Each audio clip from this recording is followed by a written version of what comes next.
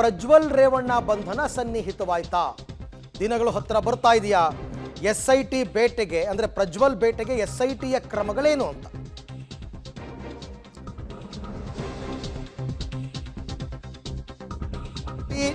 ಇಲ್ಲಿಯವರೆಗೆ ಏನು ಕ್ರಮ ತಗೊಂಡಿದೆ, ಮುಂದಿನ ಪ್ಲಾನ್ ಏನು, ಇದು ಬಹಳ ಮುಖ್ಯ. ಮತ್ತು SITಯ ಮುಂದೆ ಇರತಕ್ಕಂಥ ಆಯ್ಕೆಗಳೇನು ಅಂತ ಈ ಕುರಿತಂತೆ ಪಬ್ಲಿಕ್ ಟಿವಿಯಲ್ಲಿ ಎಕ್ಸ್ಕ್ಲೂಸಿವ್ ಡೀಟೇಲ್ಸನ್ನು ಕೊಡ್ತಾ ಹೋಗ್ತೀವಿ. ಇಲ್ಲಿ ತನಕ ಪ್ರಜ್ವಲ್ ಭಾರತಕ್ಕೆ ಕರೆತರುವ ನಿಟ್ಟಿನಲ್ಲಿ ಏನು ಕ್ರಮ ತಗೊಂಡಿದ್ರು, ಮುಂದೇನು ಅಂತ. ಈಗಾಗಲೇ ಮೊದಲಿಗೆ ನಿಮಗೆಲ್ಲ ಗೊತ್ತಿರೋ ಹಾಗೆ ಲುಕೌಟ್ ನೋಟಿಸ್ ಕೊಟ್ಟಿದ್ರು. ಲುಕೌಟ್ ನೋಟಿಸ್ ಆದಮೇಲೆ ಬ್ಲೂ ಕಾರ್ನರ್ ನೋಟಿಸ್ ಈಗಾಗಲೇ ಇಶ್ಯೂ ಆಗಿದೆ. ಜೊತೆಗೆ ಬ್ಯಾಂಕ್ ಅಕೌಂಟ್ಗಳನ್ನು ಫ್ರೀಸ್ ಮಾಡ್ತಾರಂತೆ. 7 ಅಕೌಂಟ್ ಏನೋ ಇದೆಯಂತೆ ಪ್ರಜ್ವಲ್ ರೇವಣ್ಣರದ್ದು, ಈಗಾಗಲೇ ಮಾಹಿತಿ ಪಡ್ಕೊಂಡಿದ್ದಾರೆ. ಫ್ರೀಸ್ ಮಾಡಿದ್ರೆ ಇಲ್ಲಿಂದ ಆತನಿಗೆ ಹಣ ವರ್ಗಾವಣೆ ಆಗಲ್ಲ, ಅದಕ್ಕೋಸ್ಕರ ಈ ಕ್ರಮ ತಗೊಂಡಿದ್ದಾರೆ. ಇದರ ಜೊತೆಗೆ ಕೋರ್ಟ್ನಿಂದ ಅರೆಸ್ಟ್ ವಾರೆಂಟನ್ನು ಪಡ್ಕೊಂಡಿದ್ದಾರೆ. ಪಾಸ್ಪೋರ್ಟ್ ಕ್ಯಾನ್ಸಲ್ ಮಾಡೋದಕ್ಕೆ ಆದೇಶವನ್ನು ಪಡ್ಕೊಂಡಿದ್ದಾರೆ.